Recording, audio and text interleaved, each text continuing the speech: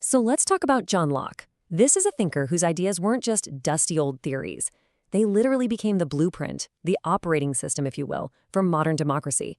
We're talking about the philosophical fuel for actual revolutions.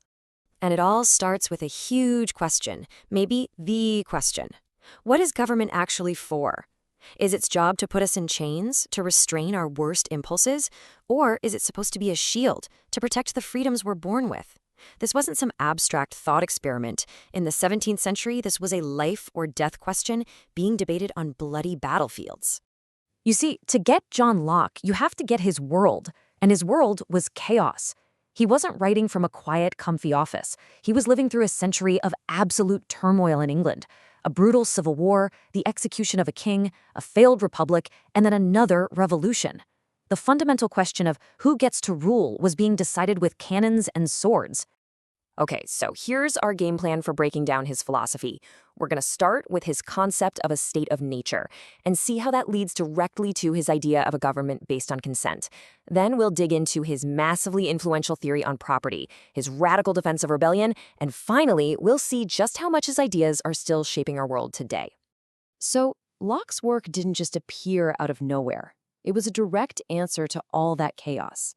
You know, a lot of people saw the violence, and their first reaction was, we need an iron fist. We need a strong man to impose order.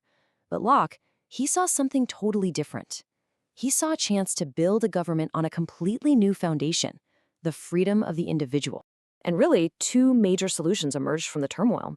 You had Thomas Hobbes, who was deeply, deeply afraid of civil war. He argued we needed an all-powerful ruler, a Leviathan, and that people should basically trade their freedom for security. But then you have Locke, who comes along with a radical counteroffer. No, the government should be limited, it should serve the people, not rule over them. Now, to understand just how different they were, we have to start where they both started, this idea of the state of nature. What are people like before any government exists? I'm telling you, their answers to this one question determine absolutely everything that comes after. Hobbes's view is famously grim. Without a ruler, he said life is just a constant war of all against all. It's ugly. Locke completely disagreed. For him, the state of nature isn't chaos. It's governed by reason. It's a state of perfect freedom and equality. Now, it's not a paradise. He admitted it has certain inconveniences, but it's fundamentally orderly, not a bloodbath. So why would it be peaceful? Because of what Locke called the law of nature. And this isn't a law written in some book. It's just human reason itself. And reason teaches all of us that since we're all equal and independent, you shouldn't harm someone else's life, health, liberty, or property. It's like a moral compass we're all born with. So you might be thinking, well, if the state of nature is so reasonable, why create a government at all? And for Locke, the answer is just plain practical. People aren't fleeing a nightmare. They're making a smart, rational upgrade to fix three specific problems. There's no clear, written law that everyone agrees on. There's no impartial judge to settle fights. And there's no reliable power to make sure the right decision is actually enforced. And this leads us to Locke's most powerful idea about government. If people are just trying to solve these practical problems, they aren't creating a master to rule them. No, they're hiring an agent to work for them. Locke breaks this down into two clear steps. First, individuals all agree to form a community, a political society. They consent to be bound by what the majority decides. It's only after that society exists that step two, the community creates a government to act as its agent. This idea of government as a trust is absolutely key. In Hobbes's world, you give up your power for good.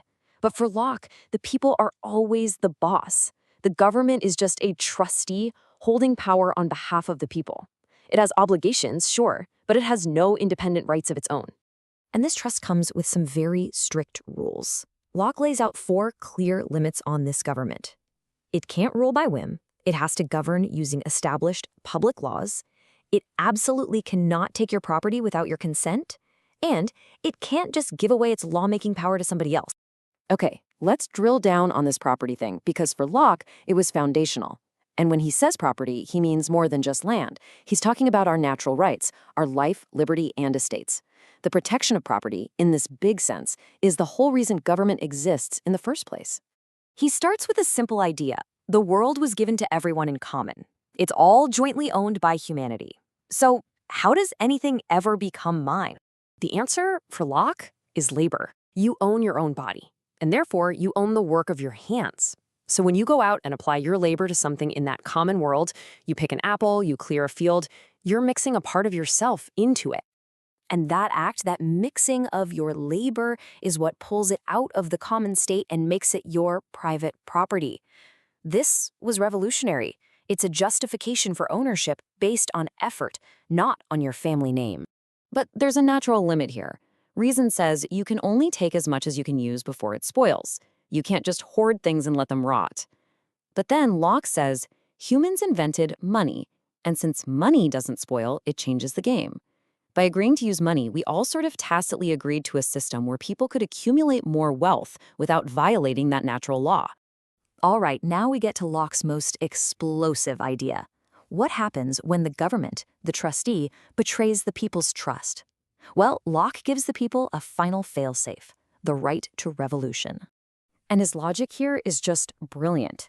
When a government breaks that trust, it essentially dissolves itself. It stops being a legitimate authority and basically declares war on its own people.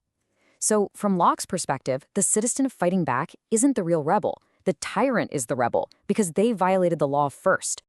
It is almost impossible to overstate the impact these ideas had. Locke's work became the philosophical justification for the American and French revolutions. I mean, there's a good reason he's often called America's philosopher. Just listen to this line from his second treatise, written way back around 1681, laying out those basic rights. Now listen to this famous line from the American Declaration of Independence nearly a century later. The echo is deafening, right? Thomas Jefferson was directly channeling Locke. He just tweaked the famous trio from life, liberty, and property to the more poetic life, liberty, and the pursuit of happiness. And that brings us to our final big question. Locke was designing a framework for a world of individuals and physical property. But what about our world? A world of big data, digital surveillance, and global problems he could never have dreamed of. Is his model of a limited government built on our consent still the best defense we have for our liberty today? That's the